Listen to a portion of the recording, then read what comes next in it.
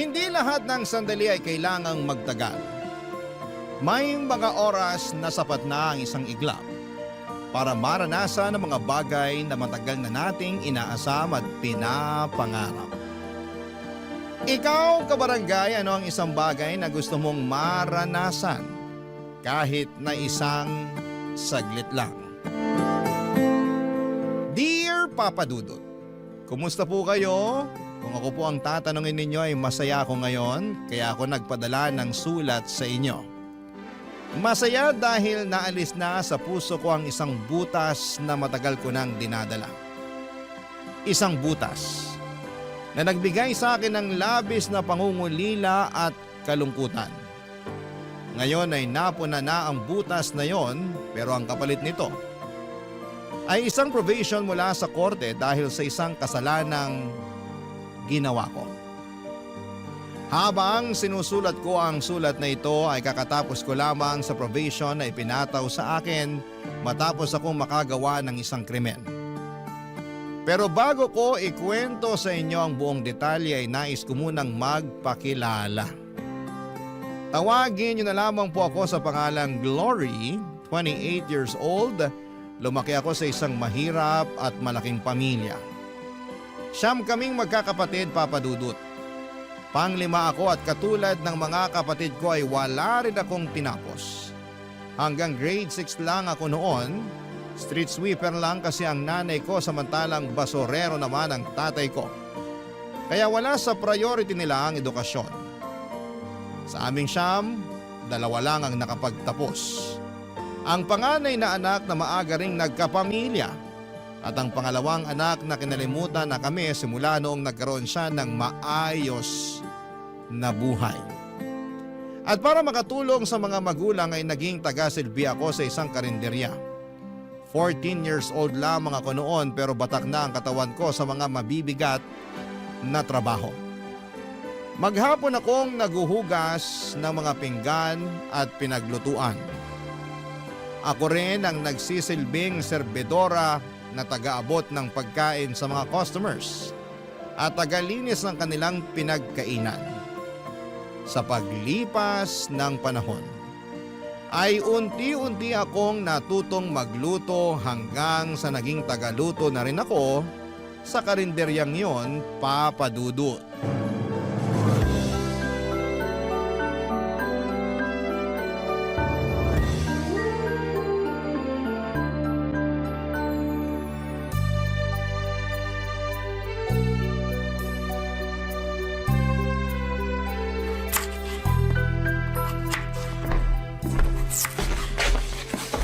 Oh, Ate Linda, maaga ka ngayon ah. Maaga ako nagising eh. Wala naman ako magawa sa bahay kaya dumiretso na ako rito para makasimula na sa trabaho. Mukhang ang marami ka nang natapos. Ano bang kailangan mo? Ituloy mo na lang nahiwain yung baboy pang Bicol Express. Nasimulan ko na yan. Okay, sige. Mabuti ka pa, nakatulog ng maayos. Samantalang ako, 2 oras lang yata tulog ko eh. Bakit naman? 10:00 ba namang umuwi si tatay? Lasing na lasing. Nagkalat na naman? As usual. Ako na naman yung naglinis sa bahay tapos pagkatapos nun, kakapikit ko pa lang, nag-alarm na yung cellphone ko. Kailan ba kasi matatauhan yung tatay niyo? Nakakaloka naman. Hindi na magbabago yun. Alak na yung tubig niya eh. Ang hirap ng ganyan. Kaya siguro dumami kayo magkakapatid kasi gabi-gabing lasing yung tatay niyo. Buti nga kamo, hindi na nasundan yung bunso namin. Ay, hindi mo lang sure. Wag naman sana. Ano yun, kukumpletuhin nila yung 10 mga daliri? Hindi na nga kami kasya sa bahay eh. Ay, kapag ako yumaman, aalis din talaga ako sa bahay. Ang tanong, yayaman ka ba? Sa sinasahod natin araw-araw kahit magtrabaho ka pa buong buhay mo, patay ka na, di ka pa rin yumayaman. Malay mo naman, makapulot ako ng milyones dyan o di kaya manalo ako sa loto. Sa malas mong yan, sa tingin mo, makakatsamba ka ng ganon? Hindi ka nga tumataya sa loto eh. Kung sa bagay, pinanganak nga pala ako sa mahirap na pamilya. Nagkaroon pa ako ng tatay na lasinggero, tapos binigyan ako ng 8 kapatid. Paano pa kami makakaahon sa hirap niyan? Minsan talaga minamalas tayo pagdating sa kapalaran. Wala tayong magagawa dyan, bawi na lang sa next life. Siguro masamang tao ako sa previous life ko, kaya ako minamala sa buhay ngayon. Pakabait ka na lang ngayon para sa susunod mong buhay, swertehin ka naman. Ay, sarap sana kung may maipagyayabang din ako sa buhay, no? Ano kaya feeling ng mga may graduation photo at diploma na nakadisplay sa bahay? Walang silbi ang diploma na yan kung hirap ka naman maghanap ng trabaho. Ako nga, may diploma tapos wala namang maayos sa trabaho. Ano ba kasi nangyari? Bakit di mo pinurse yung tinapos mo? Malas din, katulad mo. Saka maaga ako nagkaanak eh. Kung ano yung available na trabaho, yun na lang ang pinasok ko. Minsan din talaga, tayo rin may kasalanan ng sitwasyon natin eh. Katulad mo, maagang nagkaanak. Wala naman akong pagsisisi sa nangyari. Ang mahalaga, may asawa ako na mahal ako at anak na mahal ko. Kahit maghirap pa ako sa kakatrabaho para sa kanila, wala kang maririnig na reklamo sa akin. Kaya ikaw, kung ano man yung mga pangarap mo, subukan mong tuparin kahit gaano pa yan ka-imposible. Sana nga pala rin din ako. Gusto ko matry yung nakaupo lang sa opisina habang naka-aircon tapos papasok ako na may bitbit na kape. Gusto ko magsuot ng mga branded na damit. Gusto kong magpatayo ng sariling bahay para sa mga kapatid ko. Gusto kong makapunta sa ibang bansa. Basta, ang dami kong pangarap na sana maibigay sa akin balang araw. Alam ko na, may naisip akong solusyon para maranasan mo yung mga bagay na yan. Ano? Humanap ka ng AFAM! Sira ulo ka. Gusto mo makaahon sa kahirapan, di ba? AFAM ang sagot dyan. Ay nako, ewan ko sa'yo. Parang pangarap din yan na mahirap din abutin eh. Wala namang magkakagusto sa akin sa itsura kong to. Ay, ate ko, ibang taste ng mga foreigner. Hindi mo lang alam, ikaw pala yung hinahanap nila. In my dreams, magluto na nga tayo. Uunahin ko na yung Bicol Express. Sige. Ako nang titira sa adobong kangkong tsaka sinigang. Marami akong pangarap sa buhay noon, Papa Dudut. Marami akong gustong maranasan. Marami akong gustong makamit at marami akong gustong mabago sa buhay ko. Pero alam ko noon na hanggang pangarap na lamang ang mga bagay na yon dahil kung magiging realistic ako, kahit araw-arawin ko pa ang pagtatrabaho ay hindi ko pa rin maaabot ang mga imposibleng pangarap na yon. Tuwing umuuwi ako sa bahay at nakikita ko ang estado ng pamilya namin, ay lagi akong napanghihinaan ng loob. Wala na talaga kaming pag-asang magbago. Dahil maliban sa batugan ang mga lalaki kong kapatid. Ang mga mas bata pa kesa sa akin ay never nakatapak sa paaralan. Gumagawa naman sila ng paraan para magkapera. Kapag maganda ang panahon ay nanlilimos sila sa mga matataong lugar. Minsan ay nangangalakal din sila ng basura o di kaya naman ay sila ang inuutusan sa lugar namin kapag may nangangailangan ng tulong. Ang karaniwang kapalit nito ay pera o di kaya'y pagkain.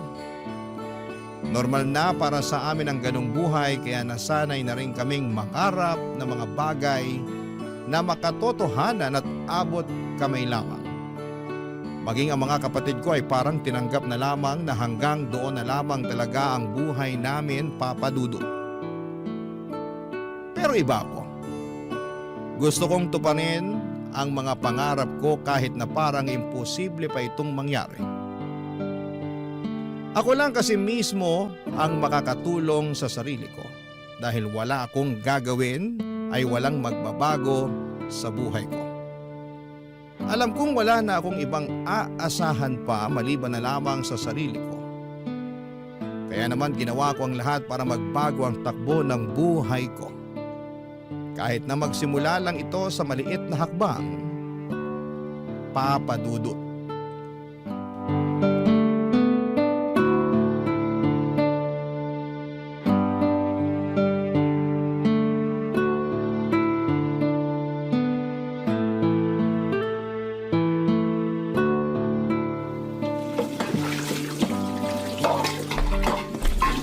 Glory, tapos ka na ba sa paghuhugas dyan para makapagsara na tayo? Malapit na, mga kutsara at mangkok na lang. Tulungan na kita dyan para matapos na. Gusto ko nang umuwi eh. Naantok na ako. Sige, ikaw na lang magbanlaw ng mga to. Ilang taong ka na ba ulit? 18, bakit? Ayaw mo ba mag-aral ulit? Bata ka pa eh. Sayang naman kung hindi mo may pagpapatuloy yung pag-aaral mo. Sa ganitong edad, itabi mo ako sa mga grade 7, baka mapagkamalan pa nila akong teacher. Hindi, pwede ka mag-TESDA. Total 18 ka na. Pasok ka na sa criteria. Marunong ka namang magluto. Magkukari ka. May NC2 na yun. Pwede mong magamit para makapag-abroad. Wala talaga akong pambayad sa pag-aaral, puti. Libre ang TESDA, ano ka ba? Anong libre? Walang libre sa edukasyon ngayon. Oo, siguro wala silang tuition fee. Pero may mga babayaran pa rin yan. Tapos yung pamasahe ko papapunta para mag-aral. Kung titigil ako sa trabaho, saan ako kukuha ng allowance? Pag-ipunan mo o di kaya magpatulong ka sa mga kapatid mo nakapagtapos. Di ba may dalawa kang kapatid na nakagraduate ng college? Meron, pero yung isa may sarili ng pamilya. Ayoko namang pahirapan pa yung buhay ng kapatid kong yun kasi pati naman sila naghihirap din eh. Yung isa naman, hindi ko alam. Wala na kaming balita sa kanya. Ano ba kasi nangyari sa kapatid mong yon? Ay nako, ate, sobrang lala. Hindi ko makakalimutan yung moment na yun sa buhay ko kasi first time na may lumaban kay tatay noon. Ikwento mo sa akin dali. Ganito kasi yun. Di ba alam mo naman si tatay? Ang gusto nun, dapat laging siya ang nasusunod. Lahat ng salita niya, tama. Walang mali sa kanya. Kapag kumontra ka, basag ang bungo mo. Okay, tapos? Eto na nga. Napagtapos nila si ate. Nakahanap naman siya agad ng trabaho. Siyempre, happy-happy na si tatay kasi ramdam na namin yung konting pag-angat sa buhay namin. May masasarap na pagkain na kami noon. Tapos si ate yung nagbabayad ng mga bayarin. Para bang nabawasan na yung trabaho nila kasi nandiyan na si ate nakatulong nila. Aha, tuloy mo lang, nakikinig ako. Tapos isang araw, biglang umuwi si ate na may dalang balita. Buntis siya. Nagalit tatay mo? Oo naman, galit na galit. Sampal yung inabot ng ate ko. Hindi pa nga raw nababayaran ni ate yung mga sakripisyo nila tapos magpapabuntis na agad siya. Dismayado si tatay nun. Grabe naman! Nagalit yun kasi alam niyang mawawala na yung ATM nila. Wala na sila mapagkukuhaan ng pera. Medyo naiintindihan ko rin naman yung pinanggagalingan ni tatay. Siyempre, umaasa silang si ate na ang magiging katuwang nila sa mga gastusin. Tapos bigla siyang nagpabuntis. Eh di katulad din ni kuya na maaga siyang magkakapamilya. Ibig sabihin, yung dalawang napagtapos nila, walang naging ambag sa buhay nila. Ang hirap nun. Yung ikaw yung pressured kasi pinagtapos ka sa pag-aaral. Nag-i-expect sila na may kapalit yung mga bagay na yun na kung tutuusin, hindi naman dapat ganun. Siyempre, pinaglaban ni ate yung sarili niya. Sawa na raw siya sa mga pananakit ni tatay. At hindi raw lahat ng credit na kina tatay kasi marami ring sakripisyo si ate para matapos niyang pag-aaral niya. Marami siyang sideline na pinasok. Naging working student siya. O, tapos ano nangyari sa kapatid mo? O yun, pinalayas siya ni tatay. Simula noon, hindi na namin siya nakita. Never na siyang nagparamdam, never na siyang nagpakita. Teka, bakit ganun yung ginawa sa ate mo samantalang yung panganay nyo na mas naunang nagkapamilya, hindi naman pinalayas? Eh lalaki kasi yung panganay namin. Para kay tatay, okay lang daw yun. Pero kapag kaming mga babae na yung nabuntis, iba yung tingin niya dun. Grabing double standards niya na. May favoritism eh. Hirap ng ganyan. Kaya kung ako sa'yo, mag-aral ka na lang para kapag nakapagtapos ka, makakahanap ka ng mas magandang trabaho. Makakabukod ka sa abusado mong tatay. Papadudod sa bahay namin si tatay ang batas. Lahat ay kailangang sumunod sa gusto niya kahit pa mali ito. Kung hindi kami susunod ay bugbog lang ang mapapala namin mula sa kanya. Siya ang dahilan kung bakit naging matatakotin ako sa maraming bagay. Makarinig lang ako ng malalakas na ingay katulad ng kalderong nahulog o di kaya'y pintong padabog na sinarado ay bumibilis agad ang tibok ng puso ko. Ganon po kasi lagi sa bahay noong bata pa lamang ako. Parang may exorcist sa bahay namin kapag nagwawala si tatay. Lumilipad ang mga gamit namin. Noong bata ako kapag gano'n ang nangyayari ay natatakot lamang ako habang umiiyak sa takot. Noong tumanda ako kapag alam naming uuwi na naman ng bahay si tatay ng lasing ay lumalabas muna ako para makapagpahangin. Saka na lang ako uuwi kapag tulog na siya. Walang laban ang nanay namin kay tatay, Papa Dudut. Siya ang karaniwang punching bag ni tatay noon kapag galit siya. Kung bakit siya galit dahil hindi raw niya magawa ng maayos ang trabaho niya bilang padre de pamilya. Sawa na raw siya sa pagiging mahirap at ang tanging ginagawa niya ay para ilabas sa mga hinanakit na yon ay ang mag-inom at magwala sa bahay. Malinaw pa sa mga alaala ko noon kung paano pinalayas ni tatay ang kapatid ko. Sobrang broken ako noon dahil isa si ate sa mga paborito kong kapatid. Siya ang laging nagbibigay ng pera sa akin noong bata pa lamang ako. Lagi niya ako nililibre ng pagkain. Noong pinalaya siya ay parang nawala na rin ako ng kakampi sa buhay. Papa Dudut, hindi ko maintindihan noon kung bakit gano'n na lamang ang galit ni tatay sa ate ko noong nabuntis siya. Pero noong lumaki ako ay gets ko na ang lahat, lalo na noong ako na rin mismo ang umuwi sa bahay na may dalang balita. Papa Dudut. Barangay Love Stories. Barangay Love Stories. May boyfriend ako noon, Papa Dudut. Nagtatrabaho siya bilang isang mekaniko. Katulad ko ay hindi na rin siya nag-aaral. High school lang ang tinapos nito, 16 years old lamang siya noon, samantalang ako naman ay 18 years old. Una ko siyang nakita noong kumain sila ng mga katrabaho niya sa karinderya namin. Sa sumunod na araw ay pasara na kami noong humabol siya para kumain. Dahil maraming natirang ulam noong araw na yon ay nagboluntaryo akong pagsilbihan na lamang muna siya dahil alam kong madadatnan ko na naman si tatay sa bahay ng lasing. Pinauna ko na noon si Ate Linda at ako na ang nagsarado ng karinderya. Habang kumakain, nagkwentuhan kami tungkol sa buhay-buhay. Wala na siyang magulang at ang nagpalaki sa kanya ay ang tito niya na siyang nagmamay-ari ng maliit na auto repair shop sa lugar namin. Simula noon ay sa karinderya na siya araw-araw na kumakain. Mabilis na gumaan ang loob ko sa kanya dahil lagi niya akong kinukumusta noon, Papa Dudut. First time ko lang magkaroon ng kakilalang tao na concern sa kapakanan ko. Never akong tinanong ng mga magulang at kapatid ko kung kumusta ako. Tanging siya lang ang nangungumusta sa akin. Kalauna niligawan niya ako at sinagot ko naman siya, Papa Dudut. Ang boyfriend ko na ang naging takbuhan ko kapag puno ako ng problema. Kapag masyadong makalat ang pag-iisip ko, pumupunta ako sa bahay nila para magkaroon ng kasangga. Naging tago ang relasyon namin ng boyfriend ko, Papa Dudut. Alam ko kasi na kapag nalaman ni tatay na may boyfriend ako ay magagalit siya. Ganon kasi ang nangyari sa pang-anim kong kapatid. Noong nalaman niyang may boyfriend ito ay binugbog niya hindi lang ang kapatid ko kundi pati na rin ang boyfriend nito. Tumagal ang relasyon namin ng 7 buwan hanggang sa isang araw, napansin ko, Papa Dudut, na unti-unting may pagbabago sa katawan ko.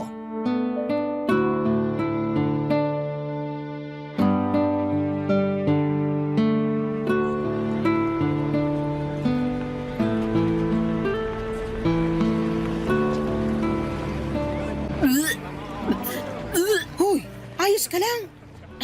Oo, nasusuka lang ako sa amoy ng patis. Ang tagal mo na nagtatrabaho dito. Ngayon ka pa masusuka sa amoy ng patis? Tsaka patis lang yan. Ewan ko ba, bigla na lang naging sensitive yung pang-amoy ko.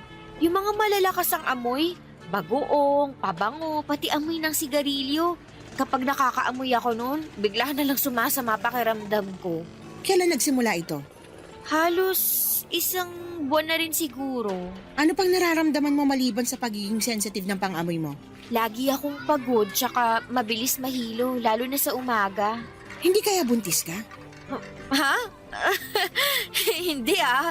Bakit naman ako mabubuntis? Morning sickness yung nararamdaman mo. Sintomas yan kapag buntis ang isang tao. Ganyan ako nung nagbuntis ako eh. Ate, wag mo akong tinatakot ng ganyan. Hindi kita tinatakot, seryoso ako. Na-try mo na bang mag-pregnancy test? Hindi. Hindi ko alam kung paano yun eh. Subukan mo para malaman natin kung ba't ka nagkakaganyan. O di kaya, Magpunta ka sa health center. Magpa-check up ka doon. Libre lang yun. Natatakot ako. Paano kung buntis nga ako? Kung buntis ka, wala tayong magagawa. Kagagawan mo yan eh. Sabi ko naman sa'yo, mag-ingat ka. Maingat naman ako. Talaga ba? Magkakaganyan ka ba kung nag-iingat ka? Ay naku, Glory, ang bata mo pa para magkaroon ng anak. 19 ka pa lang, di ba? Paano mo bubuhayin yung anak mo na yan? Hindi yun yung problema ko kundi si tatay. Baka mapatay ako noon kapag nalaman niyang buntis ako. Ikaw naman kasi. Alam mo naman na sobrang stricto ng tatay mo. Aware ka na nga sa mga consequence tapos ganyan pa ginawa mo. Hindi ko naman to ginusto eh. Hindi mo ginusto o baka hindi mo lang inaasahan? Kasi magkaiba yon. Alam mo, Glory, lahat ng mga desisyong ginagawa natin sa buhay may kaakibat na bunga yan. Nagkaroon ka ng boyfriend, ginawa nyo kung ano man yung ginawa nyo. Ngayon, yan ang bunga. Tapos anong kahihinat na ng pagbubuntis mo? Magagalit sa iyo yung tatay mo. Tapos ano? Palalayasin ka rin tulad ng ginawa niya sa ate mo. Sinasabi ko pa naman sa sarili ko na hindi ko gagawin yung ginawa ni ate. Paano ako niyan ngayon? Natatakot ako, Ate Linda. Baka palayasin din ako ni tatay. Hindi ka ba matutulungan ng nanay mo? Wala namang laban si nanay kay tatay eh. Lagi lang siyang nakasunod sa mga desisyon ng tatay namin. Kumpirmahin mo muna kung buntis ka nga talaga. Saka mo nalang problemahin yung mga bagay na yan kapag alam na natin kung ano talagang estado mo. Paano kung buntis nga talaga ako? Anong gagawin ko niyan? Alam ko yung takot na nararamdaman mo ngayon. Normal lang yun. Normal lang malito o malungkot pero hindi mo kailangang harapin to ng mag-isa. May boyfriend ka naman hindi ba? Magtulungan kayo. Eh paano kung pati siya hindi niya alam gagawin niya? Ilang taon na ba tong boyfriend mo? 16. Naku, Diyos mio. Ang babata niyo pa. Talagang magagalit talaga tatay mo niyan. Paano niyo bubuhayin yung baby kung sakali? Hindi ko rin alam. Ate, tulungan mo ko. Ay, limitado lang yung maitutulong ko sa'yo. Pero wag kang mag-alala. Hindi kita pababayaan. Tutulungan kita sa abot na makakaya ko. Salamat, ate. Basta, magpa-check up ka muna para alam natin ginagawa natin. Hihingi ako bukas ng day off kay boss para makapunta ako sa center. Mabuti pa para malaman agad natin kung buntis ka ba talaga o hindi. Hala, sige, ako na dyan. Doon ka na nga lang sa mga plato, magpunas ka. Tsaka ihanda mo na rin yung mga kubyertos. Sige, pero ate, kung sakali mang buntis talaga ako, pwede bang isikreto na lang muna natin to? Oo naman. Magtiwala ka lang sa akin. Wala makakaalam ng sikreto mo. Tsaka, wala naman ako sa lugar para ipagkalat yung buhay mo. Salamat. Papadudot kumpirmado na buntis nga ako. Halos maiyak na ako sa kaba noon habang palabas ako ng center dahil sa mga nalaman kong balita.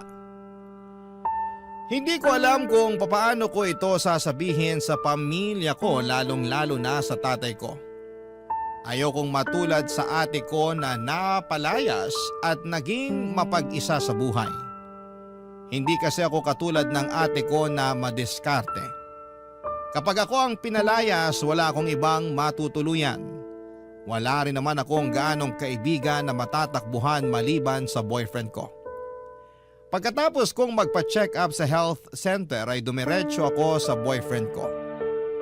Busy siya noon sa inaayos niyang motor noong kinausap ko siya.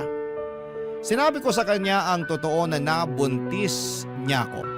Kitang-kita ko sa mga mata niya ang magkahalong dismaya at takot. Hindi niya inaasahan ang balitang yon, papadudot. Doon din ay inamin niya sa akin na hindi raw niya kayang buhayin ang bata. Hindi pa raw siya ready na maging ama dahil masyado pa siyang bata. Hindi nagtagal ay unti-unting nagbago ang ugali ng boyfriend ko sa akin. Palagi na niya akong iniiwasan. Ayaw niyang makipagkita sa akin at kapag magkasama naman kami ay ayaw niyang pinag-uusapan namin ang tungkol sa baby. Hindi nagtagal ay hindi na nagparamdam pa sa akin ang boyfriend ko. Noong oras ding yon ay parang gumuho ang mundo ko. Ang inaasahan kong kakampi sa mga problemang kinakaharap ko ay bigla na lamang akong iniwanan. Ibig sabihin noon ay mag-isa na naman akong haharapin ang mga pagsubok na ito. Totoo nga na wala akong ibang maaasahan kundi ang sarili ko lamang dahil sa dinadala kong problema ay hindi na ako nakapag-concentrate sa trabaho ko at agad yung napansin ni Ate Linda, Papa Dudut.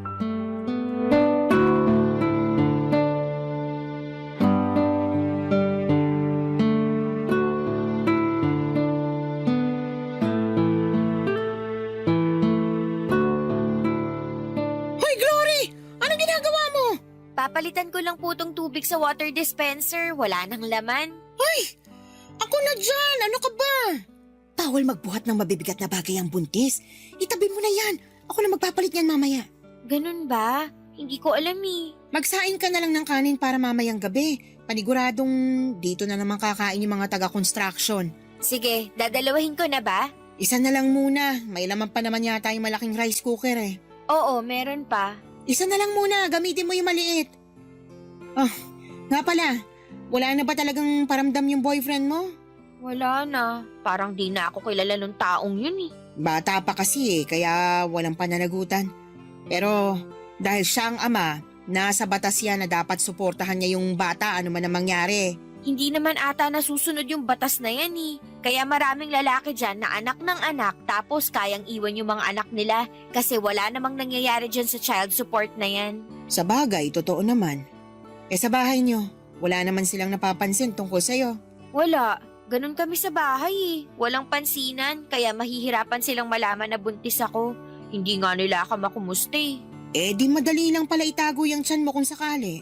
Kaso, ang problema ko kapag nanganak na ako, paano natin itatago yung bata? Yun ang totoong problema. Willing naman akong kupkupin kayo ng anak mo kung sakali pero pansamantala lang yun. Ipalaglag ko na lang kaya to hanggat maaga pa. Hoy, gusto mo bang mapunta sa impyerno? Tsaka, illegal ang abortion dito sa Pilipinas, makukulong ka niyan. Mas gugustuhin ko na lang makulong kaysa harapin ko yung tatay ko kapag nalaman niya yung totoo. At least sa kulungan, libre ang tirahan at pagkain dun. Ay, nahihibang ka na talaga. Hindi talaga ako nagbibiro. Hindi mo nga pwedeng gawin yun. Papatay ka ng tao dahil lang sa takot mo sa tatay mo. Hindi ko alam. Siguro natatakot lang ako na baka wala akong mapuntahan kapag pinalayas ako sa bahay. Ganito na lang, may naisip ako. Ano? Ipaampun mo yung bata. Marami mag-asawa dyan na naghahanap ng batang aampunin. Mas maganda yun kasi hindi mo lang bibigyan ng chance yung bata na mabuhay. Mabibigyan mo rin siya ng mas maayos na pamilya. Kanino ko naman siya ipapaampon? May alam akong kumadrona na may kontak sa mga taong naghahanap ng maaampun na anak. Gusto mo bang kausapin ko siya? Sige, mas maganda yun. Ipapaampon ko na lang yung bata. Pero sigurado ka na ba dyan?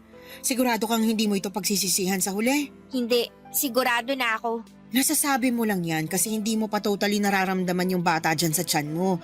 Pero once na nagkaroon na kayo ng koneksyon ng bata tapos kapag naipanganak mo na siya, iba na yung feeling na mararamdaman mo. Baka malaki yung chance na magbago pa yung isip mo. Hindi na magbabagong pasya ko. Desidido na ako. Ipapaampon ko yung bata. Tama yung sinabi mo. Mas magandang solusyon yun kasi mapupunta siya sa taong kaya siyang alagaan. Kesa naman maiwan siya sa akin, hindi ko siya kayang buhayin. May 9 na buwan ka pa para pag-isipan yung desisyon mo.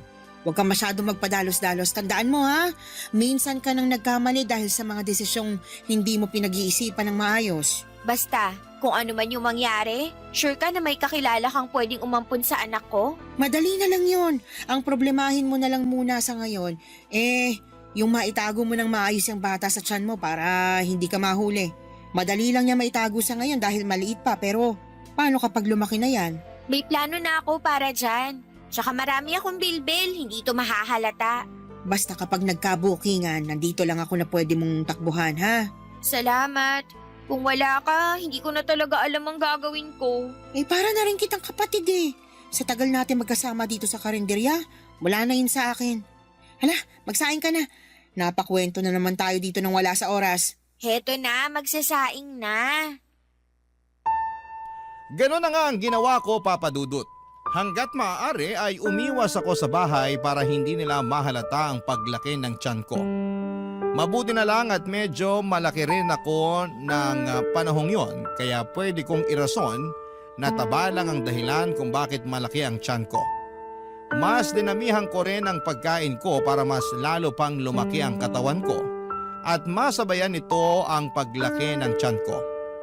Bumili rin ako ng malalaking damit sa ukayan para maitago ko ang pagbubuntis ko. Kapag naman nasa bahay ako ay lagi akong mapag-isa sa kwarto o di kaya ay tumatambay ako sa labas at saka na lamang uuwi kapag patulog na ang mga kamag-anak ko. Sa kabutihang palad na itago ko naman ang pagbubuntis ko ng maayos. Walang nakaalam sa sitwasyon ko noon maliban sa boyfriend ko at si Ate Linda. Noong nag-labor ako sa kalagitnaan ng gabi ay tiniis ko noon ang sakit. Gusto ko mang sumigaw. Sa sakit na nararamdaman ko ay hindi ko magawa dahil baka magtaka ang mga kasama ko sa bahay. Buong magdamag ay sinikap kong itago ang nararamdaman ko. Kinakausap ko pa si baby na huwag munang lumabas at antayin na lamang niya na mag-umaga. Nakinig naman si baby noong lumiwanag na ay agad akong lumabas ng bahay bago pa magising sina tatay. Tinawagan ko si Ate Linda para kontakin ang kakilala niyang komadrona. Pagdating ko sa bahay nila ay nakahanda na ang lahat. Doon ko pinanganak ang baby ko, Papa Dudut. Barangay Love Stories. Barangay Love Stories. Saglit ko lang nakapiling ang anak ko, Papa Dudut, at yon ay noong pinadede ko siya pagkalabas niya sa akin. Pagkatapos noon ay inihiwalay na nila sa akin ang bata para hindi na raw ako magkaroon ng koneksyon sa kanya. Baka raw kasi magbago pa ang isipan ko na ipaampon ito kapag nahagkan ko na ang baby ko na karaniwang nangyayari sa mga inang may bagong silang na sanggol. Bago kinuha sa akin ang anak ko ay napansin ko na may balat ito sa mukha niya sa ilalim ng kanyang kanang mata. Itim ito at mapusyaw na parang mapa ng Palawan. Napanaginipan ko pa yon noong nakatulog ako pagkatapos kong manganak. Pagkagising ko ay wala na sa bahay nila si Ate Linda at ang baby. Ang sabi sa akin, agad daw nilang tinawagan ang mag-asawang gustong umampon sa anak ko. Pagkarating nila ay inuuwi na nila ito kapalit ang paunang bayad sa bata. Saka ko na lang daw makukuha ang kalahati ng bayad kapag legal na nilang naampon si baby. Hindi ko alam pero nakaramdam ako ng kaunting kalungkutan noong nalaman kong wala na ang baby ko.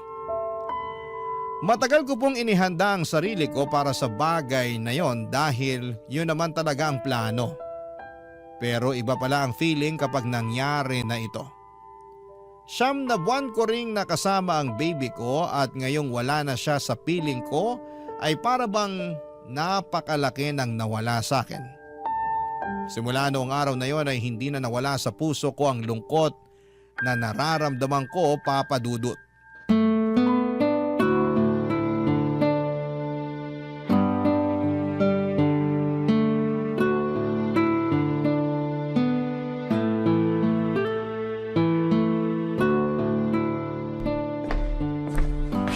Hoy, lalim naman ang iniisip mo.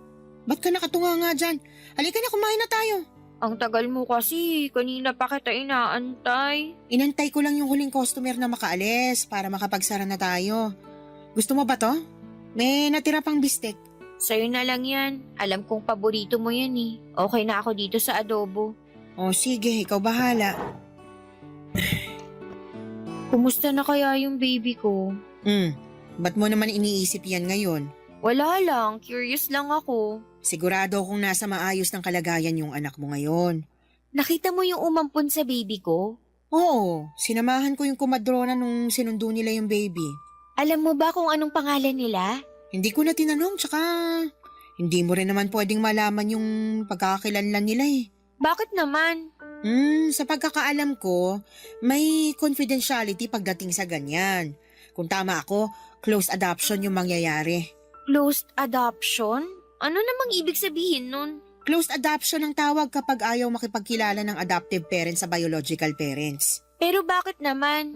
Ewan ko, for privacy siguro. Tsaka baka natatakot sila na baka isang araw, bigla ka na lang magpakita sa pintuan nila para kunin yung anak mo. Pero legal naman yung pag-ampon nila eh. Kapag natapos na yun, wala na akong magagawa kahit gusto ko pang kunin yung anak ko. Kasi kapag natapos na yung adoption process, wala na akong karapatan sa bata. Totoo naman yun, pero irespeto na lang din natin yung gusto ng adoptive parents. Tandaan mo, sila ang nagligtas sa'yo mula sa problema mo. Nakatulong din naman ako sa problema nila eh. Nagkaroon sila ng anak dahil sa akin. Ayun nga. So pareho na kayong walang problema. Pareho na dapat kayong mag-move on. Ewan ko. Para kasing ang bigat sa dibdib. Parang ang laki ng kasalanang ginawa ko. Para naman sa ikabubuti niyong mag-ina yung ginawa mo. Bakit? Nagsisisi ka na ba sa ginawa mo? Sabi ko naman kasi sa'yo napag-isipan mo yung mabuti. Hindi naman ako nagsisisi. Pero may konting panghihinayang lang ako nararamdaman. Nakakalungkot lang na sa ganun na uwi yung lahat. Hindi ako namatayan, pero ganito pala yung mawalan ng anak. Siguro, iniisip mo ngayon na wala akong paki sa bata kasi ang bilis ko nag-decide na ipaampon siya. Hindi naman ganun yung iniisip ko sa'yo. Wala ka lang talaga kasing choice. Saglit ko lang siya nahawakan, pero parang ang tagal na naming nagkasama. Siyempre, 9 na buwan mo siyang kinarga. Kahit papaano, nagkaroon na kayo ng koneksyong dalawa. Alam mo, noon, kapag malungkot ako at mag-isa, yung baby sa tiyan ko yung kinakausap ko. Siya yung tanging kasama ko sa mga oras na kailangan ko ng suporta. Kung dumating lang sana siya kung kailan ready na ako, na kaya ko nang ipaglaban ang sarili ko, siguro hindi ako mawawala ng anak. Kasong aga niyang dumating eh. Matuto ka na lang sa nangyari. Wala man lang kaming picture sa isa't isa. Ang bilis din kasi ng mga pangyayari. Nung nanganak ka, tinawagan na agad nung kumadrona yung mag-asawa. Pero siguro, mas makakabuti na rin yun para mabilis ako makalimot kung sakali. Tama, mas maganda nga yun. Alam mo, ate, kung hindi nawalay sa akin yung anak ko, siguro papangalanan ko siyang Elias. Uy, in fairness, ang ganda ng pangalan na yan. Ano kayong pangalan binigay nila sa anak ko? Ay nako, Glory, kung ganyan laging tumatakbo sa isip mo, hindi mo magagawang mag-move on. Palayain mo na yung anak mo. Patawarin mo na yung puso mo sa nangyari para sa ganun makapagsimula ka na ulit. Ang hirap. Alam mo, kumain na lang tayo para makauwi na rin tayo. Gusto ko nang humilata. Feeling ko, kailangan mo lang ng tulog para mawala na yung bumabagabag sa isip mo. Papadudot ng anak ako ng walang nakakaalam maliban kay Ate Linda. Ang sekreto namin yon ay naitago namin ang mahabang panahon. Mabilis na dumaan ang mga taon at kahit nawala man sa isipan ko ang tungkol sa anak ko ay nanatili pa rin siya sa puso ko. Kahit na taon na ang lumipas ay hindi pa rin nawala ang butas sa puso ko. Pakiramdam ko ay hindi ako buo dahil alam kong may kulang sa akin. May lagi akong hinahanap na hindi ko mawari kung ano. May mga pagkakataon noon tuwing dapit hapon at papalubog na ang araw. O di kaya ay tuwing gabi kapag tahimik na ang paligid ay nakakaramdam ako ng labis na kalungkutan at pagkalumbay. Noong mga panahong yon ay hindi ko alam kung ano ang rason kung bakit ako nakakaramdam ng ganon. Dala-dala ko ang emosyong yon hanggang sa tumanda na ako, Papa Dudut. Noong mga panahong yon ay wala na ako sa karinderya at bumukod na rin ako mula sa mga magulang ko. Nagtatrabaho na ako noon bilang tindera ng milk tea at shawarma sa tapat ng isang eskwelahan. Katulad ng buhay ko noon, nanatili akong mahirap. Ang mga pangarap ko noong bata ko ay nanatili na lamang na pangarap. Alam kong hindi ko na maaabot ang mga bagay na yon at tanggap ko na kung anuman ang buhay na meron ako. 7 buwan pa lang ako sa trabaho ko noon nung isang grupo ng kabataan ang tumambay sa shop namin.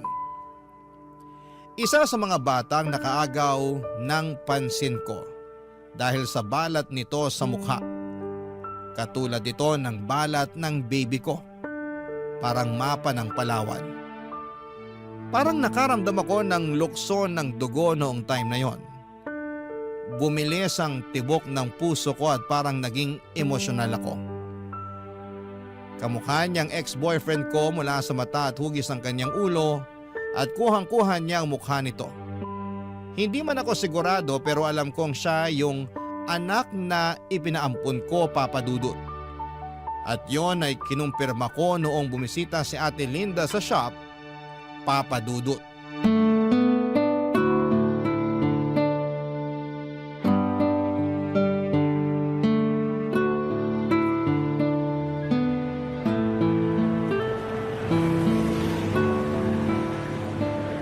Kumusta naman ang babaita? Oh my gosh, Ate Linda! Long time no see! Anong ginagawa mo rito? Gusto ko lang matikman yung shawarma nyo. Balita ko, mabili raw yan eh. Paano mo pala nalaman na nandito ako? Sa Facebook! Lagi ko kaya nakikita mga selfie mo. Oh, na-miss kita. Wait lang, igagawa kita ng bestseller namin dito. Libre kita. Ayun no, yan ang gusto ko. Mabilis lang ba yan? Mabilis lang to. Maupo ka muna dyan. O sige. So, kumusta ka na? Eto, medyo umayos-ayos naman ang buhay ko. Hindi na katulad ng dati na hirap pagdating sa pera. Sana all, may asawang promoted. Congrats pala. Nakita ko yun sa FB post mo. Hey, salamat. Eh ikaw naman, single ka pa rin ba hanggang ngayon? Oo, patuloy pa rin sa paghabol ng pangarap kahit mukhang mahirap nang abutin. Naku, ikaw pa. Kayang-kaya mo yan. Heto na yung merienda mo. Tikman mo, masarap yan. Salamat. Alam mo ate, may kukwento ako sa'yo. Ano yan? Naaalala mo pa ba yung anak ko noon na pinaampon natin? Oo naman, naalala ko pa siya. Bakit mo na itanong? Nakita ko yung bata. Talaga ba? Paano mo naman nalaman na siya nga yung anak mo? Basta naramdaman ko na lang. Diba alam mo naman yung feeling ng ina kapag nakita yung anak nila? Ganon yung naramdaman ko. Lukso ng dugo? Oo, parang ganon. Paano ka naman nakakasiguro na siya nga yung anak mo? Sa lawak ng Metro Manila? Sa dami ng mga tao dito? Ang swerte naman kung bigla na lang kayong pinagtagpo ng tadhana. Naaalala mo yung balat sa mukha ng baby ko? Ganon na ganon yung balat ng batang nakita ko. Nakausap ko siya isang beses. 9 years old na raw siya. Sakto yun sa edad ng baby na pinanganak ko noon. Wala ka pa ring pruweba na yun nga yung anak mo. Meron. Siya mismo nagkwento sa akin na hindi siya totoong anak ng mga magulang niya. Ganun daw ka-honest yung mga magulang niya sa kanya, kaya habang bata pa, inamin na nila yung totoo. At paano mo naman nalaman yung mga bagay na yan? May tiwala sa akin yung bata. Sukoy ko kaya silang magkakaibigan dito. Nako, Glory ha, hindi ko gusto kung saan papunta tong usapan na ito. Bakit naman? Masaya lang ako na makita yung anak ko na nasa mabuti siyang kalagayan. O tapos, kung anak mo talaga siya, anong gagawin mo ngayon? Hindi ba dapat nakalimutan mo na siya ngayon? Hindi mo na dapat siya iniisip kasi iba na yung mga magulang niya, hindi na ikaw. Oo, alam ko. Pero gets mo naman ako, di ba? Ina ka rin at walang inang makakalimot sa anak niya. Pero iba kasi yung sitwasyon mo. Kahit ano pa yung sitwasyon ko, anak ko pa rin siya. Hindi naman siguro masama na makapiling ko siya kahit ilang saglit lang. Huwag mong sabihin sa akin magpapakilala ka sa kanya bilang totoo niyang ina. Hindi, syempre hindi ko naman gagawin yun. Pero parang may rason eh kung bakit kami pinagtagpo. Baka ito na yung chance ko. Chance na ano? Chance na bumawi sa kanya. Kaya hindi ko na palalampasin tong chance na to. Tigilan mo nga ako sa mga chance na yan. Matagal ka nang nawalan ng chance sa anak mo. Huwag ka nang gumawa ng gulo. Ay kung ako sa'yo, kalimutan mo na yung anak mo. Mag-move on ka na, Glory. Ano ibig sabihin ng buntong hiningang yan?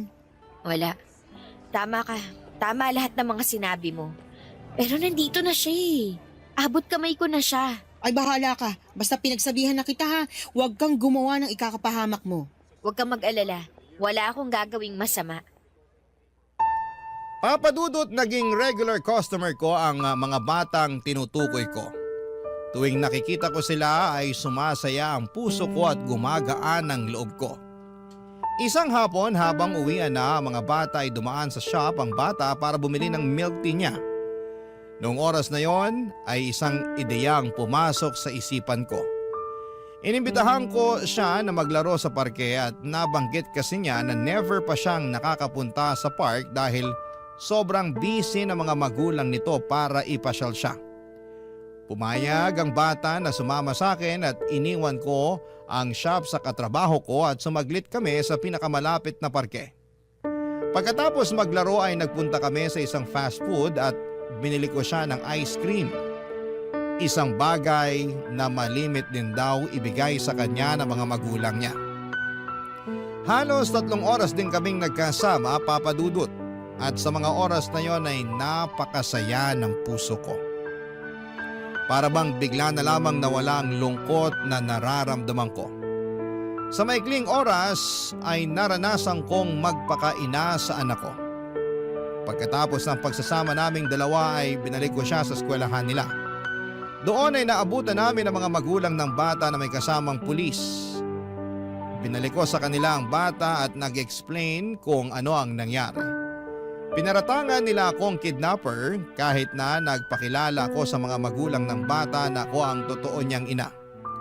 Mas naggalit pa sila noong nalaman nila yon, kaya kinasuhan nila ako. Hindi naman gaano mabigat ang parusang ipinataw sa akin dahil first offense ko pa lamang yon at wala namang masamang nangyari sa bata physically and emotionally, ay binigyan lang ako ng probation. Pinagbawalan din akong lumapit sa bata at magpakita sa kanya. Sinunod ko ang lahat ng yon ng walang pag-aalinlangan. Ang mahalaga ay nasubukan kong makasama ang anak ko at nalaman kong nasa mabuti siyang kalagayan at maganda na ang buhay nito. Pagkatapos ng probation ay lumipat ako ng trabaho at tirahan. Nagsimula ulit ako. Pero sa pagkakataong ito ay magana ang loob ko dahil unti-unti ko na ring napapatawad ang sarili ko. Dito na po nagtatapos ang sulat ko, Papa Dudut. Maraming salamat po. Ang inyong forever kapuso at kabarangay, Glory. Anong say mo sa Barangay Love Stories na ito? Pagkwentuhan natin sa comment section yan. Ang mga kwento ng pag-ibig, kwento ng buhay, at kwento ng pag-asa dito sa Barangay Love Stories. Love Stories. Kung kayo ay bubuo ng pamilya, dapat ay magkasama kayo ng iyong kapareha sa hirap at sarap. Hindi yung sa hirap mo lang siya gustong makasama at sa sarap ay maghahanap ka na ng iba. Ikaw kabarangay, gaano ka ba kaloyal sa iyong kinakasama? Dear Papa Dudut, may mga tao na todo-todo magmahal. Yung bang binansaga na silang martir dahil hindi nila magawang bitawan at iwanan yung taong iniibig nila. Pero sila rin yung mga tao na matiisin at mapagpasensya. Yun bang kahit paulit-ulit nang sinaktan ay nahahanap pa rin sa kanilang puso ang magpatawad. Hanggang ngayon ay naniniwala pa rin ako na kahit kailan ay hindi kahinaan ang magmahal. Bago po ang lahat ay tawagin niyo na lamang po ako sa pangalang Lala, 33 years old, taga Sariaya, Quezon. Pero dati ako nagtatrabaho at tumira sa Pasig. Programa ninyo, Papa Dudut, ang tumulong sa akin upang magkaroon ng libangan o mga panahong huminto na ako sa pagtatrabaho dahil nagkaanak na kami ni Roy. Nagkakilala kami taong 2019 noong nag-factory worker ako sa pinagtatrabahuhan niya, kung saan delivery truck driver naman siya. Tulad ng ibang love story ay mabilis kaming nagkapalagayan ng loob. At dahil pareho naman kaming single ay naging madali sa aming mapalapit sa isa't isa. Noong nabuntis ako ay tinira niya ako sa bahay ng nanay sedes niya. Pangako sa akin ni Roy na pag-iipunan niya ang pambukod namin. Umasa ako sa sinabi niya pero nagtatlong taong gulang na lamang ang anak namin ay hindi pa rin kami nakaalis sa poder ng nanay niya, Papa Dudut.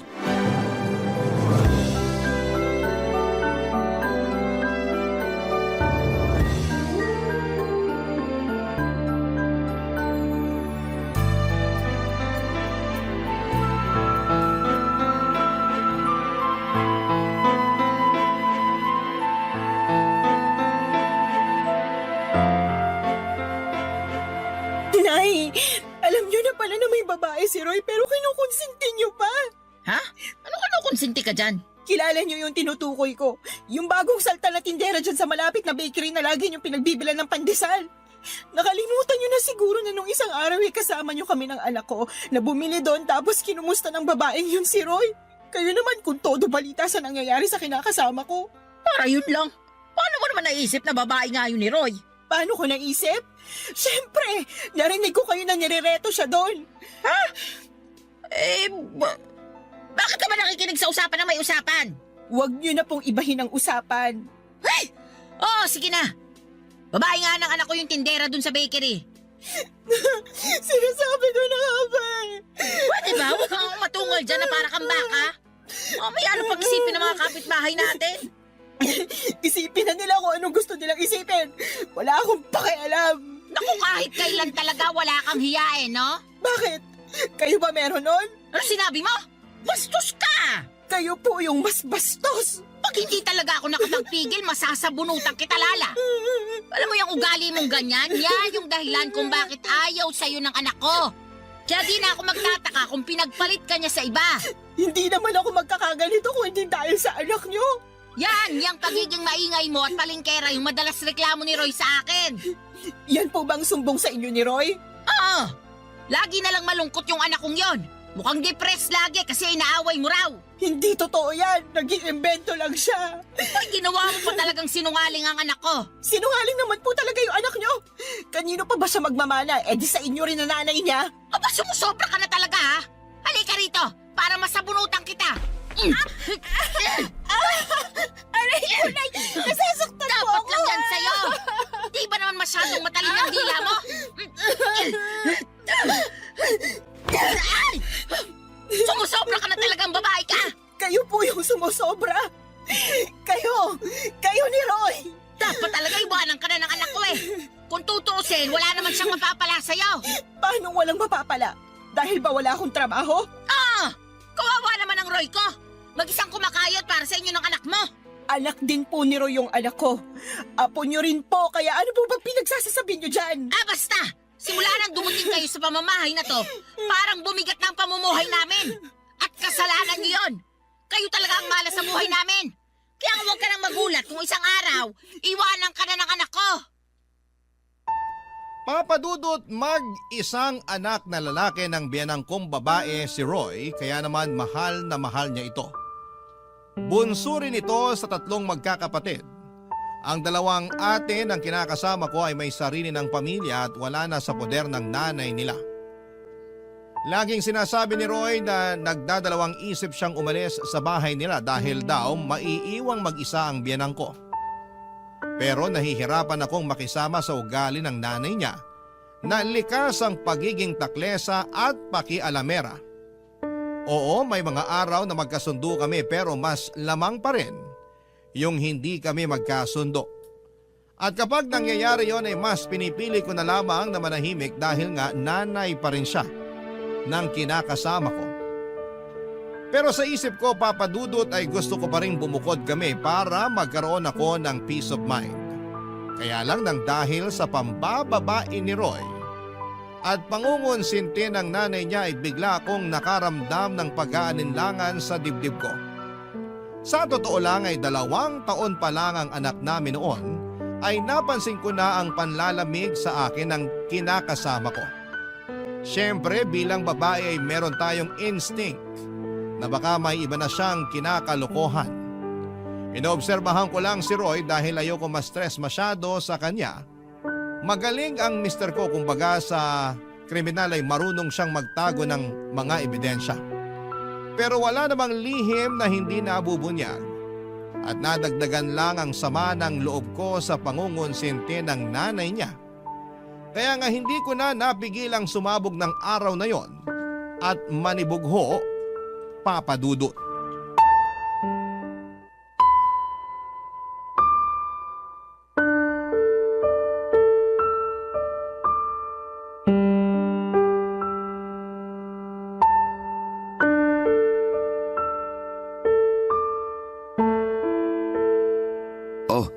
Yan lang sinweldo namin. Ano to? Anong ano yan? E di sweldo namin. 500? Bakit ito lang? Magagawa ko kung yan lang. Baka nakakalimutan mo na marami akong loan. Malamang kinaltas na dyan.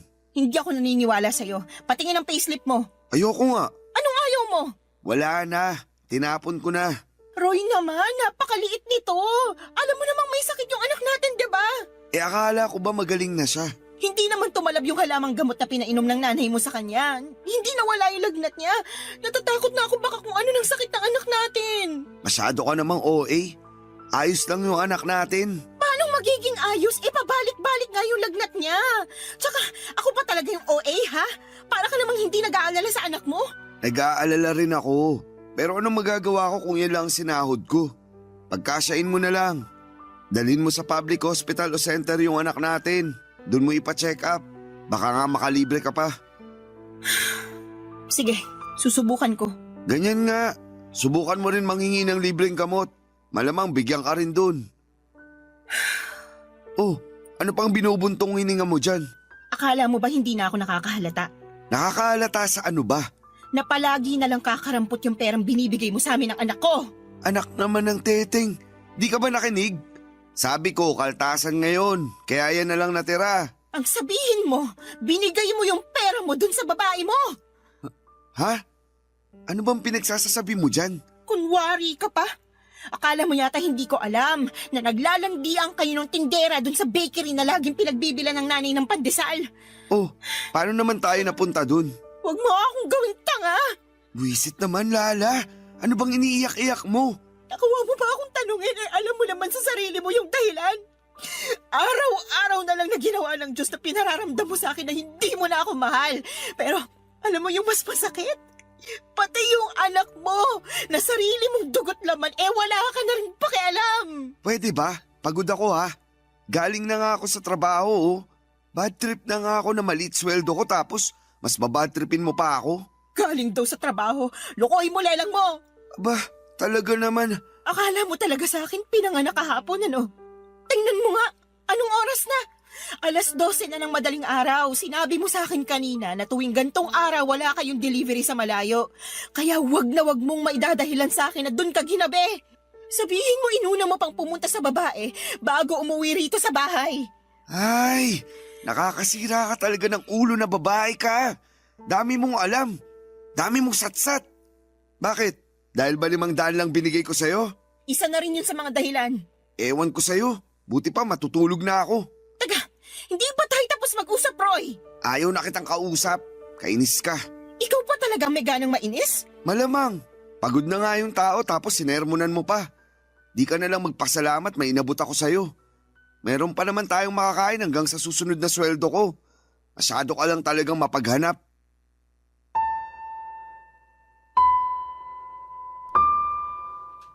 Papadudot kahit na hindi aminin ni Roy na may iba siyang babae ay ramdam ko na meron talaga. Lalo pa na sumasala na siya sa pagbibigay sa amin ng anak niya. Ang totoo ay hindi yon ang unang pagkakataon na kulang ang perang ibinibigay sa akin ni Roy. Maraming beses na pero ewan ko ba sa sarili ko kung bakit mas pinili kong manahimik ng mga panahong yon. Pakiramdam ko tuloy ay nasanay na lamang si Roy kaya paulit-ulit na niyang ginagawa. Ewan ko rin kung bakit kahit na sinabi na ng nanay niya sa akin na babae niya yung tindera sa bakery na malapit sa amin, ay gusto ko pa rin na manggaling kay Roy ang pag-amin. Bagay na hindi naman niya ginawa, Papa Dudut. Sobrang sakit sa dibdib nang naging pagtatalo namin ng gabing yon. Hindi ko rin naman siya pinatulog kahit nagsabi na siyang pagod na siya. Dahil gusto ko siyang umamin sa akin na may babae nga siya. Kaya naman lumabas na lamang siya sa kwarto at narinig kong nagsumbong siya sa nanay niya, Papa Dudut.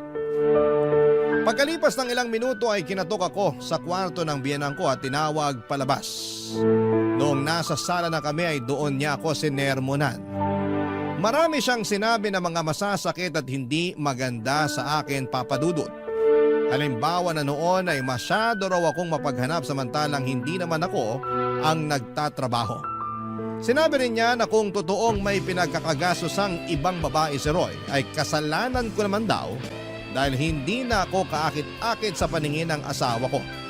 Ininsulto na naman niya ang katawan ko na masyado raw mataba kaya nagawa akong ipagpalit, Papa Dudut. Barangay Love Stories. Barangay Love Stories. Papa Dudut, akala ko ay kaya kong patawarin si Roy sa pambababae niya. Ang akala ko ay magagawa kong magpakamartir alang-alang sa binuo naming pamilya. Ang akala ko ay kaya kong isantabi na may kahati kami sa kanya pero hindi pala. Nasusuka ako sa isiping may sinisiping siyang iba bukod sa akin at nagagalit ako dahil wala siyang pakialam sa amin ng anak niya. Paulit-ulit niya akong tinatarantado. Alam din ng mga dati naming katrabaho at malapit kong kaibigan sa factory ang pagiging malapit ni Roy sa mga babae. Since hindi na ako nagtatrabaho doon ay silang nagbabalita sa akin kapag may kinakalokohang babae ang kinakasama ko. Ilang beses na rin nila akong ni-real talk na hiwalayan ko na si Roy pero hindi ko pa kaya dahil nga sa ayokong masira ang pamilya namin. Bukod doon ay ayoko ring lumaking walang kinikilalang tatay ang aming anak, Papa Dudut.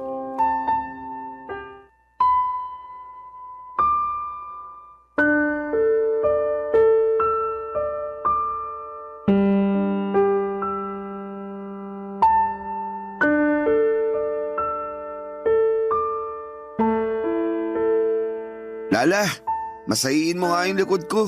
Sakit na eh. Busy ako. Anong busy?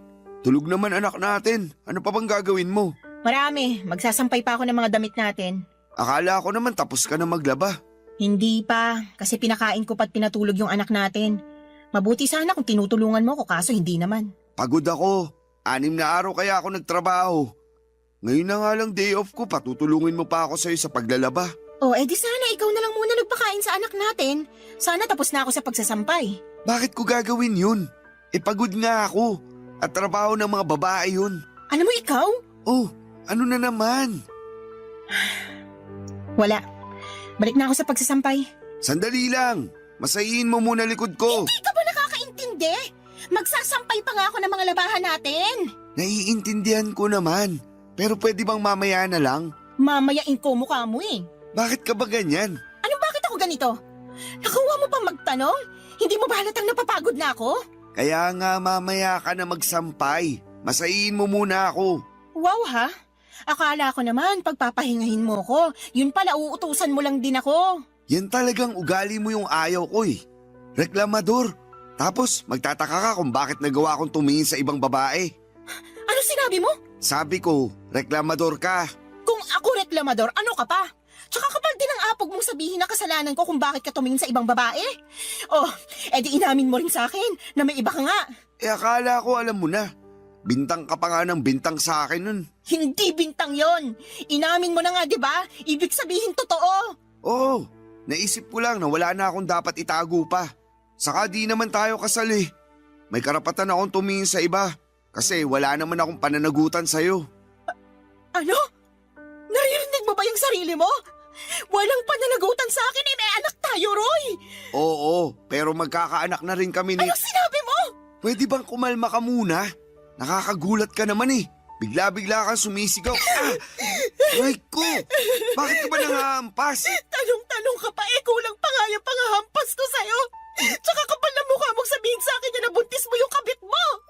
Nakakadiri ka. Ano sa palagay mo dapat na maging reaksyon ko, ha? Matuwa ako? Magpa-party ako at ipaglatag ka ng red carpet kasi magkakaanak na kayo ng kalantari mo? Hindi naman, pero... Alam mo, ayoko na. Ha? Anong ayaw mo na? Ayoko na ng ganitong buhay kasama ka. Pagod na ako kung alam mo lang. Hindi ito yung klase ng pagod na madadaan sa tulog. Papahinga. Wasak na ako dahil sa ginagawa mo sa akin. Kung makapagmalaki ka pa, na kaya ka tumingin sa iba ay dahil sa pagiging reklamador ko, kapal mo talaga, Roy. Saan ka pupunta? Wala ka na doon. Basta, aalis na kami ng anak mo sa pamamahay na to. Lala naman, huwag mo naman gawin sa akin to. Bakit hindi? Hindi mo naman na kami mahal eh. Saka sabi mo magkakaanak na kayo ng babae mo. Eh di doon ka na. Congratulations sa inyo ah. Uy, seryoso ba talaga yan? Iiwanan niyo ako ng anak natin? Correction, anak ko lang. Simula sa araw na to, hindi mo na sa anak. Hindi ka na niya tatay. Hindi mo na rin ako live-in partner dahil tapos na tayo. Papa Dudut, galit na galit ako kay Roy nang malamang kong nabuntis niya ang kalantari niyang babae. Pakiramdam ko ay dobling beses niya akong pinagtaksilan. At hindi ko naisip na meron pa palang mas ilalala ang kaya niyang gawing pananakit sa akin. Ang sama-sama niya, Papa Dudut. Durog na durog ako ng mga panahong yon at iyak ako ng iyak, pero alam ko na wala na rin naman akong magagawa pa. Yun ang naging hudyat para magkalakas ako ng loob na makipaghiwalay kay Roy.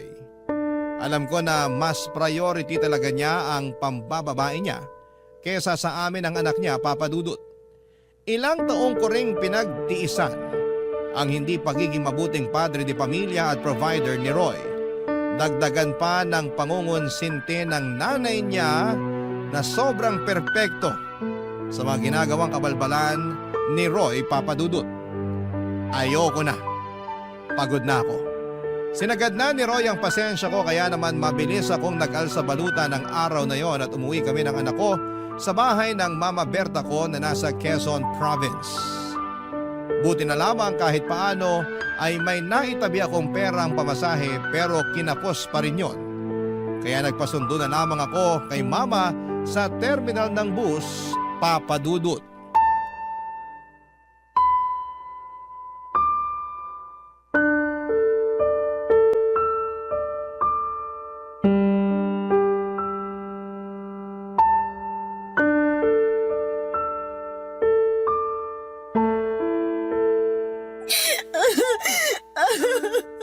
Kung hindi pa naman tinamaan ng lintik yung Roy na yan. Halika, samahan mo ako sa kanila dun sa Pasig. Puputulin ko yung pagkalalaki niya. Wag na po. Tsaka ayoko na rin po bumalik sa kanila. Pwes, ako ang babalik para maipaghiganti kita. Hindi na po kailangan. Ayoko na po ng gulo. Tawag ko, hindi ako mapakali. Gusto kitang ipaghiganti. Sobrang sama ng ginawa ng Roy na yun sa'yo, nak. Tapos pati nanay niya kinukonsinti siya. Ano talaga naman? Opo, inahayaan niya ng babae yung anak niya. Pinalalabas na kasalanan ko kasi marami raw akong pagkukulang. Babalatan ko sila ng buhay mag-ina eh. Kailan pa nila ginagawa yun sa'yo? Matagal ko na pong nararamdaman na may babae si Roy. Pero nito lang sa umamin at ang masahol pa, nabuntis na raw niya. Matagal na pala pero tiniis mo lang. Ayoko lang kasing masirang pamilya namin eh. Ayokong mawalan ng tatay ang anak ko. Mas mabuti pang lumaki na walang kinikilalang tatay yung anak mo. Kesa meron nga pero nuknuka naman ang katarantaduhan. Buti naman natauhan ka na, Lala. Kaya nga po. Mali ko lang kasi pinatagal ko pa. Hinayaan ko dahil umaasa ako na sa huli. Kami pa rin ang anak niya yung pipiliin niya. Hindi niya kayo deserve ng anak mo. Kaya tama lang na iniwan mo ng lalaking yon. Magsama sila ng babae niya. Pero kung may pagkakataon lang talaga, gusto ko siyang bigyan ng kaliwat kanang sampal at sisikmuraan ko rin para magtanda. Pag nakasali nanay niya, papakahan ko. Manaman eh. O bakit? Magaling kaya ako manuntok? Alam ko po, pero hindi na kailangan. Sabi ko nga po, ayoko na bumalik sa kanila. Karma na lang po bahala na maghiganti para sa amin ng anak ko. Sa bagay, naniniwala pa naman ako dyan sa karma. Yung bang kapag gumawa ka ng masama, doble o triple na masamang karma rin babalik sa'yo? Buti na lang talaga naisipan mo ng hiwalayan ng manlolokong yun. At umuwi kayo rito ng apo ko. Kasi welcome naman kayo rito sa bahay. Salamat, Ma. At sorry din dahil ang tanga-tanga ko. Dapat noon ko pa ginawa na makipaghiwalay kay Roy. Hindi na sana ako nasaktan ng gusto. Hayaan mo na. Nangyari na eh. Tsaka sabi mo ayaw mo namang masirang pamilya nyo. Ayaw mong mawalan ng tatay yung anak nyo. Ibig sabihin, nilaban mo. Pero si Roy talaga yung may diferensya rito. Kulang yata sa bakuna yung taong yun eh. Pareho sila ng nanay niya may pagkasintu-sinturin. Pag naligaw talaga yun dito sa Quezon, makakatikim yun sa akin ng suntok sa muka. Paawat na po kayo. Hindi ko lang matanggap na ginano nilang kaisa-isang anak ko. Yun ay kinagagalit ko. Sana naiintindihan mo. Wala namang magulang na naghahangad na masaktan ng iba mga anak nila. Naiintindihan ko po kayo. Kaya lang bilang anak, ayoko naman na mapahamak kayo sa kagustuhan yung maipaghiganti ako laban sa kanila sakaling mag-cross ulit yung landas namin. Pero sana, Huwag na talaga kahit kailan. Sana nga. Naniniwala naman ako sa'yo na kaya mong itaguyod ang anak mo eh. Kakayanin ko po. Oo naman. Malakas ka. Matapang kang babae. Ako kaya nanay mo. Tsaka nandito lang kami ng tatay mo para tulungan kang bumangon.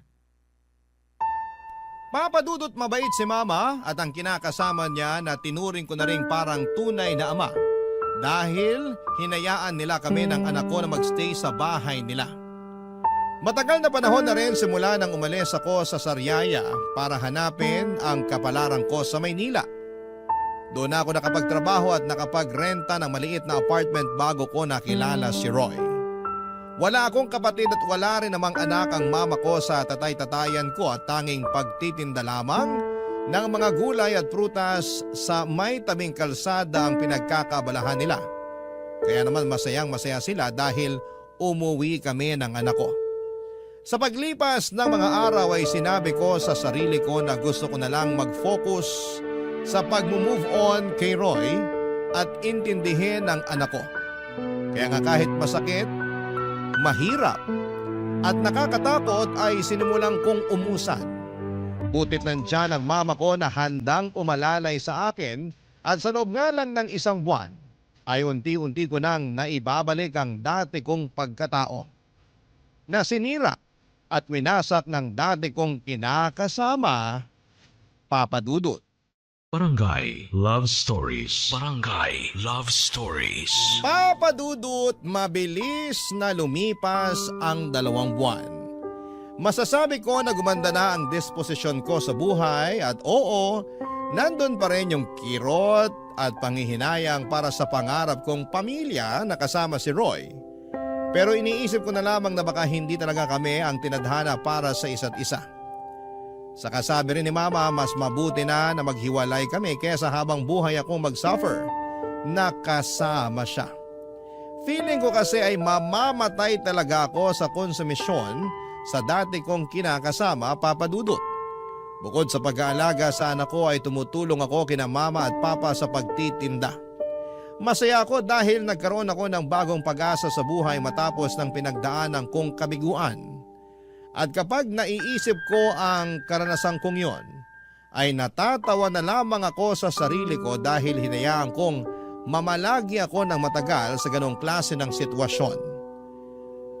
Pero sa bagay, nagmahal lang naman ako.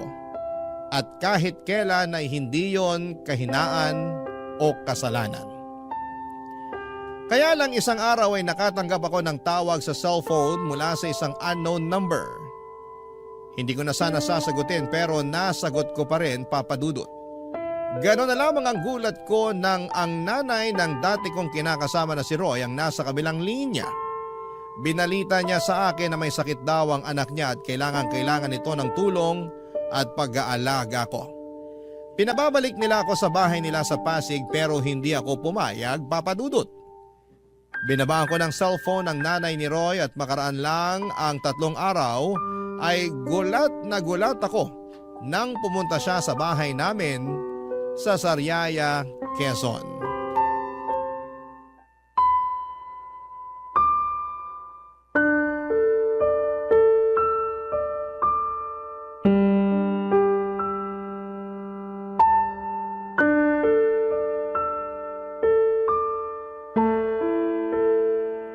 Nay, tuloy po muna kayo. Kala ko hindi mo na ako papapasukin dito sa bahay niyo. Tagal mo akong tinitignan sa harap ng pinto eh. Pasensya na po, nagulat lang ako. Siguro hindi mo akalain na makikita kita, no? Ganun na nga po. Maupo po muna kayo, ikukuha ko kayo ng juice. Ay, hindi na kailangan. Wala rin naman akong planong magtagal pa rito sa bahay niyo. Lala, may bisita ka pala? Ay ma, kayo pala. Ikaw ang nanay ni Lala? Oo. Eh ikaw, sino ka? Ako si Sedes, nanay ni Roy. Roy? Yung manloloko? Hinay-hinay ka sa pananalita mo tungkol sa anak ko, ha? Ikaw ang maghinay-hinay. Baka nakakalimutan mo na sa pamamahay kita. Ay, talaga naman. Lala, pagsabihan mo nga yung nanay mo, sabihin mo, matutong rumispeto. Opo. Wow! Ako pa pala ang walang respeto rito, Sedes. Baka nakakalimutan mong ikaw at ang magaling mong anak ang hindi rumispeto sa anak kong si Lala. Akala mo ba hindi ko alam ang panloloko ng anak mo sa anak ko? At pati na rin pangungunsinti mo sa kalokohan ng Roy na yon. Ano sinasabi mo? Ma, huwag niyo na pong awayin si Nanay Cedes. Anong magawain na isa tong malakas ang loob pumarito sa bahay natin? Ano bang ginagawa mo rito, ha? Ano? Ito kasing anak mo si Lala. Kausap ko lang nung nakaraan sa cellphone. Pero binabaan ako ng tawag. Buti na lang alam ng anak ko kung saan yung bahay nyo. Kaya pumunta na ako. O bakit ka pumunta rito? Gusto ko lang pabalikin si Lala sa bahay namin. Kailangan siya ng anak ko. Ano ka mo? Tama ba yung narinig ko? Oo! Di pa naman siguro mahina ang pandinig mo, no? Hindi pa. At malakas pa rin ako manuntok. Mama naman, huwag niyo na pong patulan si Nanay Cedes. Nakakapikon yung matandang yan eh. Lakas na loob pumunta rito sabihin bumalik ka na rin sa kanila? Aba sinuswerte lang? Nay, diba, sinabi ko na po na ayoko nang bumalik sa bahay niyo. Ayoko nang makita si Roy. Tapos na kami simula nang mabuntis niya yung babae niya. Nandun na tayo, pero may sakit yung anak ko. Kailangan ka niya. Hindi po akong kailangan niya. Doktor ang kailangan niya kung may sakit siya. Tumpak! Pampira naman, no, Lala? Hindi ka ba talaga mapapakiusapan? Hinahanap ka nga ng anak ko. Ang gusto niya, alagaan mo siya. Parang wala kayong pinagsamahan ng anak ko, ah. Bakit ako? Nasaan yung babaeng nabuntis niya? Doon siya magpaalaga, hindi sa akin. Tungkol sa bagay na yan, wala na. Hiwalay na sila matapos makuna ng babae. Kaya nga nagkasakit si Roy kasi nagluluksa siya sa namatay niyang anak. Oh, di ba? Ang bilis ng karma talaga. Ma, please, wag na po kayo magsalita dyan. Kaya ko na to. Sorry po, Nay Cedes. Pero hindi ako tagapag-alaga ng anak niyo. Oo, nakakalungkot yung nangyari sa baby nila ng babae niya. Pero labas na po ako doon. Hiwalay na kami ni Roy, tapos na kami. Wala na rin akong responsibilidad sa kanya. Papadudot galit na galit ang nanay ko na pinaalis ang nanay ni Roy sa bahay namin.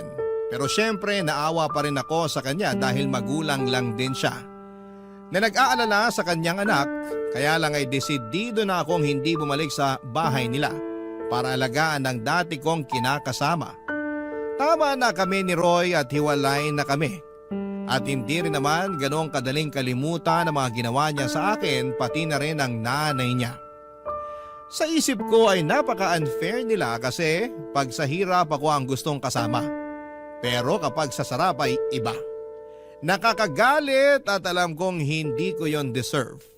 Kaya nga pinagdasal ko na lamang na sana'y gumaling si Roy sa kanyang karamdaman pero wala na akong plano na bumalik sa buhay niya. Masaya na ako kasama ang anak ko at ang mga tao na totoong nagmamahal at nagpapahalaga sa akin. Mabilis na lumipas sa mga araw at paulit-ulit pa rin akong tinetext ng nanay ni Roy na puntahan ko siya sa bahay nila para alagaan si Roy. Kesyo, hinahanap daw ako ng anak niya pero wala na akong pakialam pa. Kinatagalan ay tumigil na rin si Nanay Cedes sa pagte-text sa akin. Siguro ay nagsawa na din o di kaya ay tinanggap na lamang niya ang desisyon ko. Nagdaan pa ang isang buwan at lumuwas ako noon sa Pasig para magninang sa binyag ng anak ng dati kong katrabaho. Noong nasa bahay nila kami pagkatapos ng binyagan sa simbahan, nagulat ako kasi nandun si Roy na bigla na lang daw pumunta dahil sigurado raw siya na pupunta ako. At binalita niya sa akin na magaling na siya sa sakit niyang pulmonya, papadudot.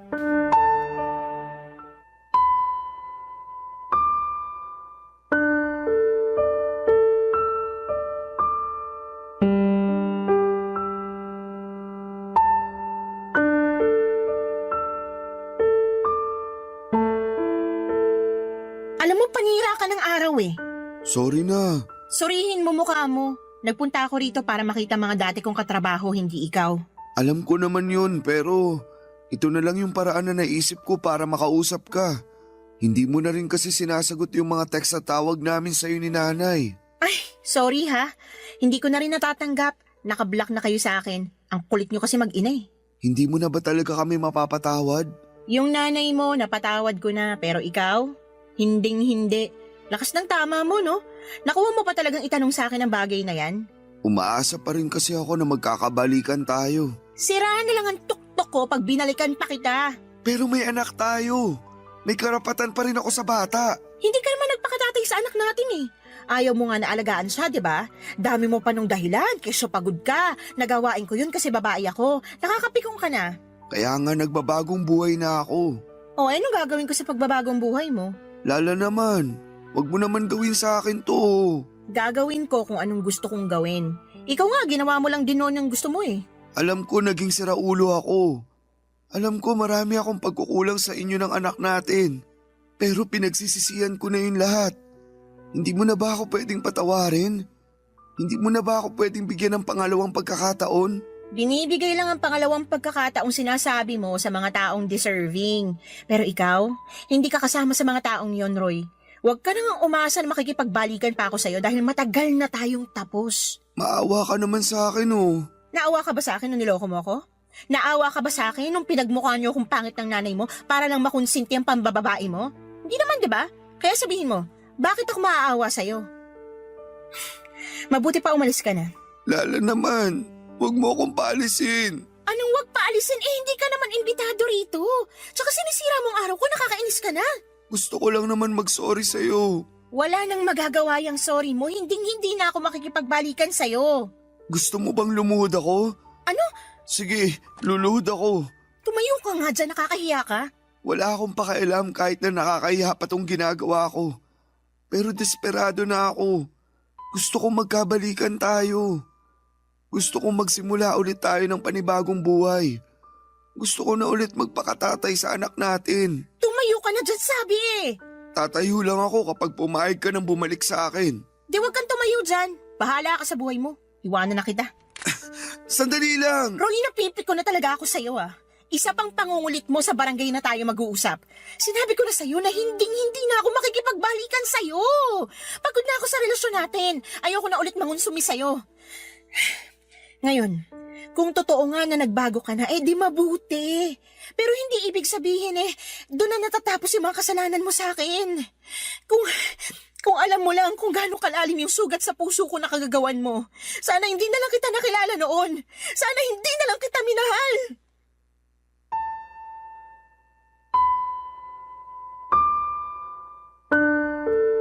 Papadudot, kitang-kita ko ang matinding lungkot sa mga mata ni Roy nang marinig ang mga sinabi ko. Pero wala na akong pakialam pa. Tinalikuran ko na siya at bumalik sa bahay ng katrabaho ko. Nakita ko naman na umalis na rin siya kaya kahit papaano ay napanatag na ako. Kaya lang ay aminado ako na hindi ko na na-enjoy ang araw na yon dahil sa pag-eksena ng dati kong kinakasama. Bukod doon ay nanginginig pa ang katawan ko sa engkwentro namin. Pero wala akong pinagsisihan na tinanggihan ko ang pakikipag-ayos niya sa akin. Kung noong nagkasakit siya ay nagawa ko siyang tiisin. Alam ko sa sarili ko na magagawa ko ulit yon. At hanggang sa kasalukuyan ay masaya ako sa desisyon kong tuluyang makipaghiwalay na sa kanya, Papa Dudut. At ang huling balita ko ay nag-resign na raw siya sa pabrika na pinagtatrabahuhan niya. At hindi ko na alam kung ano na ang nangyari sa buhay niya. Basta sa ngayon ay focus na lamang ako sa sarili ko at sa aking anak. Maraming salamat po, Papa Dudut, sakaling mapili po ninyong basahin ang istorya ng buhay ko. Sana po'y kinapulutan po ito ng aral at inspirasyon ng mga kabarangay natin na huwag manatili sa mapang-abusong relasyon. Matuto tayong piliin ang ating sarili. Huwag tayong magpakamartir. God bless po sa inyong istasyon and more power, Papa Dudut. Ang inyong forever kapuso at kabarangay, Lala. Barangay Love Stories. Barangay Love Stories. Anong say mo sa Barangay Love Stories na ito? Pagkwentuhan natin sa comment section yan. Nagustuhan ng iyong napakinggan? Ituloy yan via live stream sa www.gmanetwork.com/radio.